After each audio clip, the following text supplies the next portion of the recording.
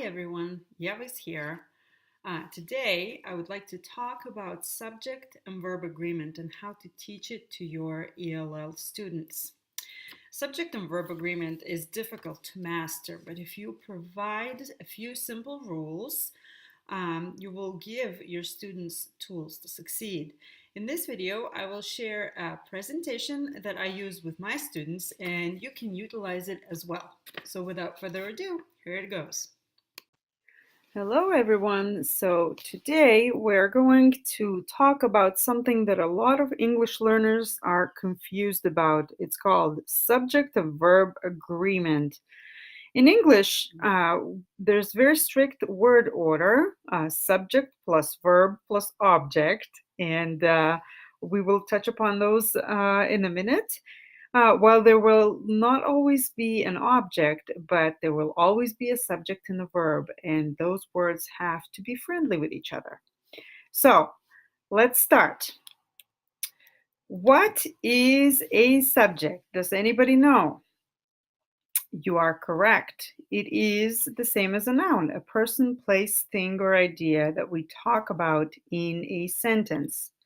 So some examples of a subject are John, teacher, apple, flag, map, Atlantic Ocean, democracy, any words that name a person, place, thing, or idea are the subjects. Can somebody come up with your own ideas of subjects? Very good. Now, what is a verb? A verb tells us about the action of the subject. There are two types of verbs, the action verbs and the linking verbs. And for the purpose of this lesson, we're only going to talk about action verbs. Okay, so what is the subject doing? What did he, she do? What are they going to do? These are all the words that tell us the action of the subject. For example, read, like this girl right here, or cook, like this gentleman right here, talk, turn, and so on and so on. Can somebody come up with your own examples of verbs? Very good. So the basic rule is that subjects and verbs have to agree, and there are 5 rules, and we're going to start with rule number 1. Okay, so if the subject of the sentence is singular, the verb must match it.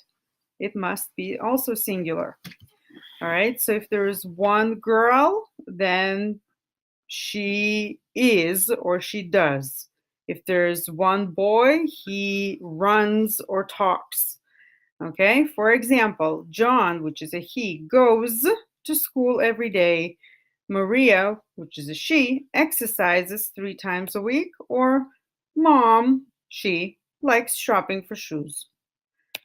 All right. Now, if the subject of the sentence is plural, the verb must be plural as well. For example, students watch Romeo and Juliet.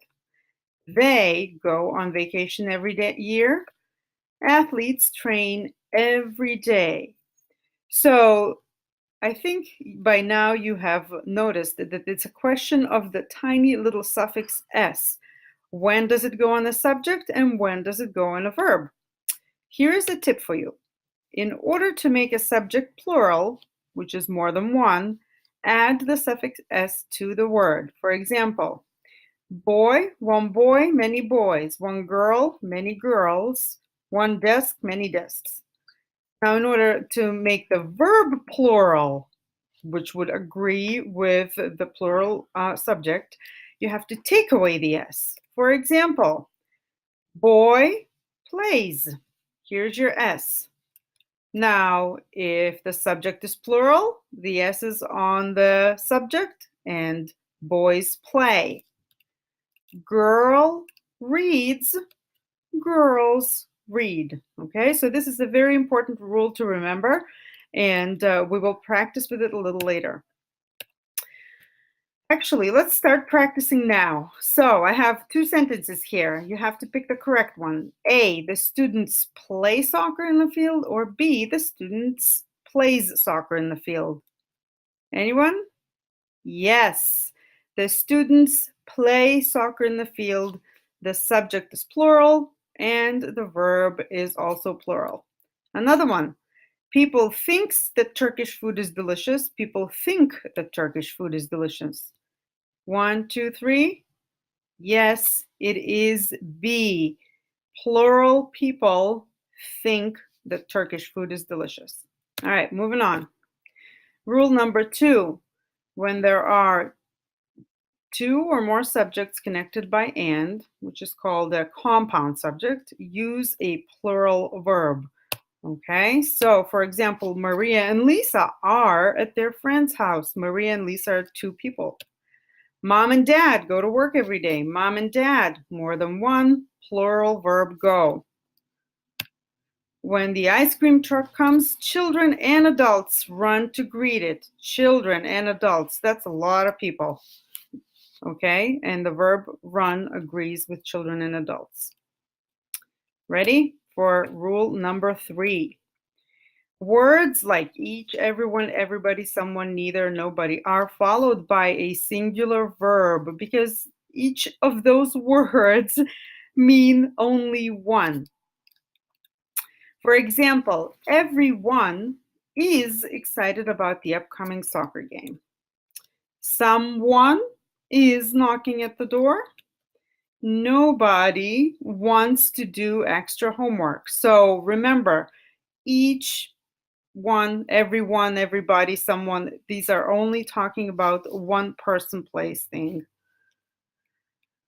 or idea. So let's move to a compound subject, which is connected with either or neither nor. This is part of the same rule. Will be followed by a verb that agrees with the subject that is closer to it. What does that mean?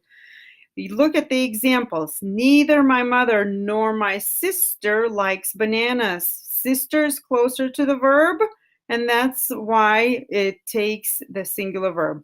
Either my friends or my parents take me to work. Parents is plural, and therefore we have a plural verb. Neither John nor Kim has a pen.